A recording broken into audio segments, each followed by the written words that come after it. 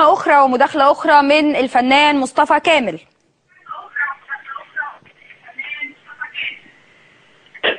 أهلا بيك. أهلا بيك. أهلا بحضرتك. أهلا الله بحضرتك. يخليكي. أتمنى بس نوطي صوت التلفزيون. لا أنا في أوضتي الثانية، دخلت أوضتي الثانية. اتفضل. يعني حابة أعرف رأيك في هذا المشهد المهيب وهذه الرسالة التي بعث بها الشعب المصري إلى كل المتآمرين على مصر. بص، أنا يكفيني فخرا الحمد لله المكالمات اللي بتجيني من امبارح. أنا عملت مداخلة كانت من كل قلبي، وانا ضد ان انا اهين حد لحساب حد، وضد ان انا اكون تابع لحد مع حد، ولكني امبارح من واقع مصريتي ومن واقع ان المفروض ان انا راجل يعني ابن منطقه شعبيه زي مصر القديمه. نعم. عملت مداخله من قلبي مع اخويا الكبير والاعلامي الكبير والصحفي الكبير الاستاذ مصطفى بكري. فالحمد لله رب العالمين النهارده لما الاقي كل التجمع اللي موجود دلوقتي ده ناس بتكلمني ومسقيين ومعجبين مصطفى كامل، وانا اعلم ان انا ليا قدر عند طبعا وليك شعبيه ضخمه فعلا.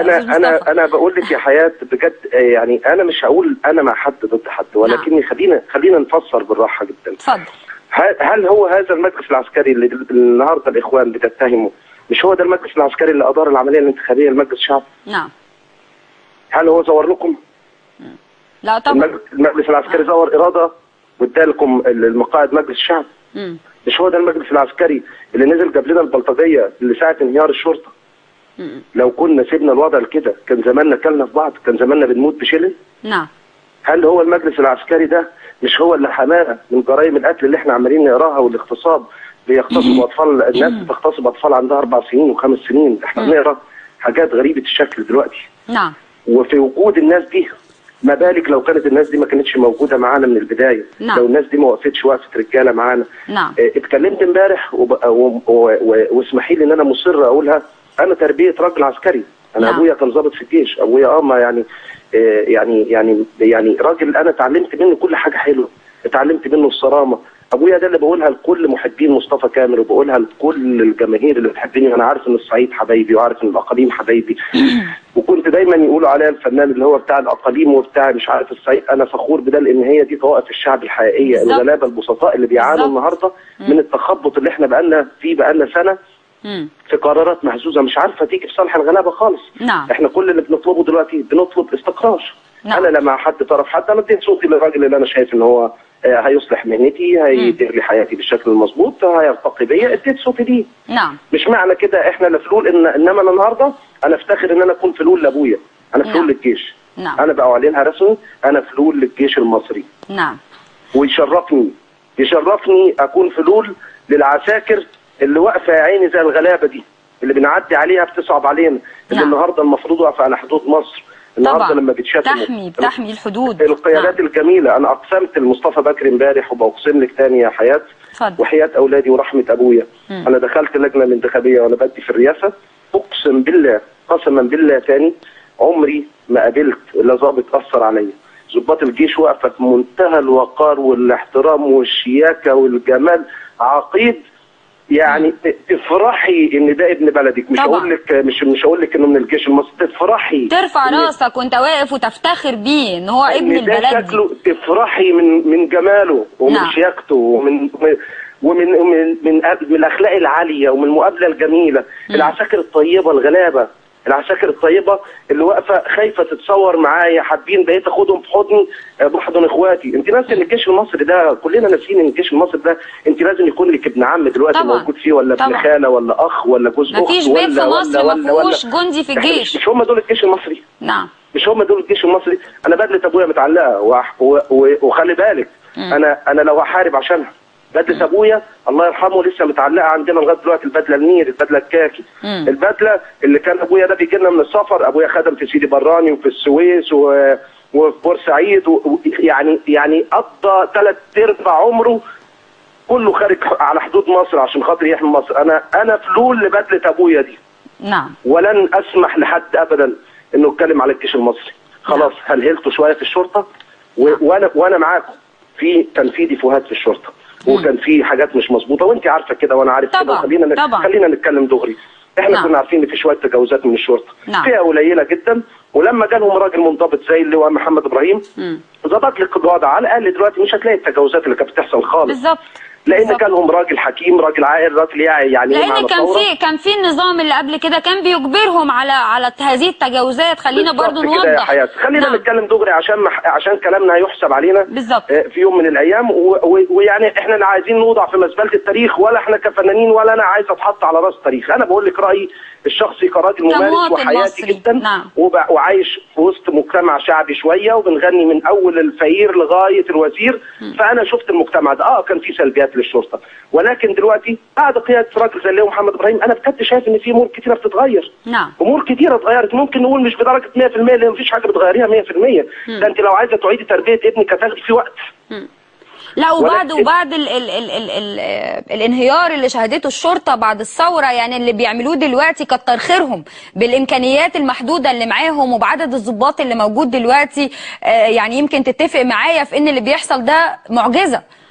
طبعا معجزه. انت خلي بالك، انت لولا ربنا حارسك انت كان زماننا ولعنا، البلد دي كانت وصولها تولع. نعم. انت مش شايفه سوريا؟ انتوا ما بتتفرجوش على برامج يا اخوانا؟ انتوا مش شايفين ليبيا واللي حاصل فيها؟ دي ليبيا دي ولا 10 سنين تاني عبال ما تقوم لها قومه. نعم. دي سوريا دي ولا 10 12 سنه عشان تقوم لها قومه. النهارده انت عايزه جيشنا المصري يتشتم؟ انا ابقى ضد جيشي ليه؟ ابقى ضد جيشي ليه؟ يعني بأمارة ايه؟ اديني اماره اعملها ليه يعني؟ بعني؟ ما بعنيش، لا ده سطر بيتي.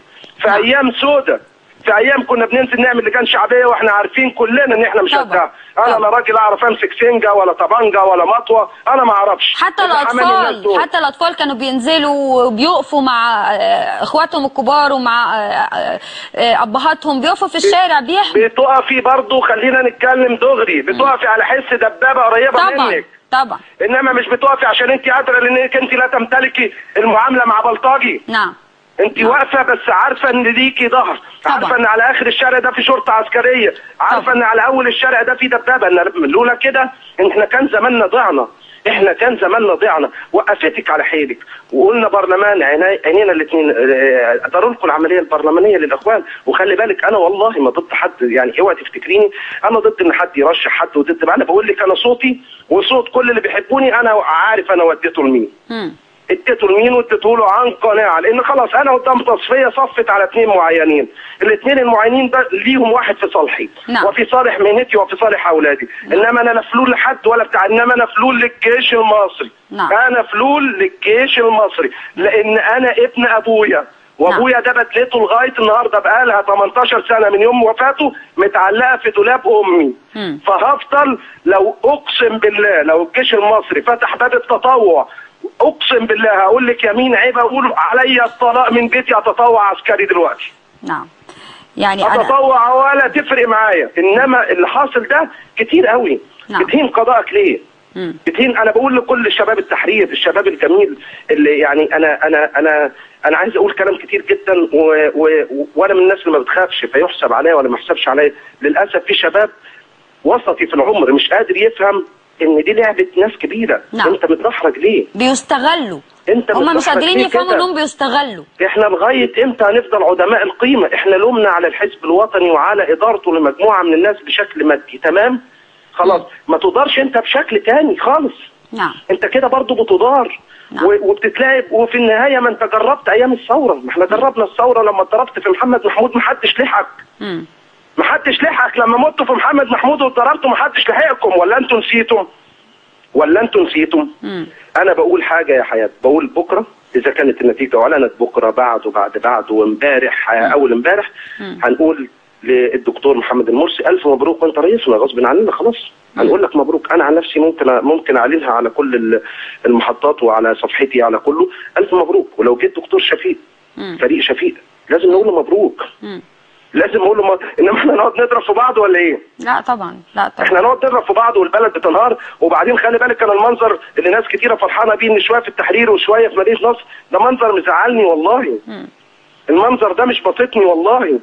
احنا ما ينفعش، احنا كنا لازم نقف كلنا في بس خلينا نوضح حاجه، يعني استاذ مصطفى خلينا اوضح حاجه برضو، ان اللي موجودين في التحرير انا مش بقول عليهم ان دول شباب الثوره، اللي موجودين في التحرير ده فصيل بعينه، دول الاخوان المسلمين، هم نازلين التحرير عشان مصلحه ليهم، لكن الناس اللي احنا شايفينها قدامنا دي يا استاذ مصطفى في مدينه نصر، يعني الناس دي نازله بكل حب للبلد، نازله بكل تأييد للجيش، نازله بكل تأييد لمؤسسات الدوله. خلينا نوضح ده، لان الناس اللي نازله دي مش نازله قبضه ولا نازله واخده فلوس، ده ناس جايه على حسابها من محافظات مصر كلها النهارده.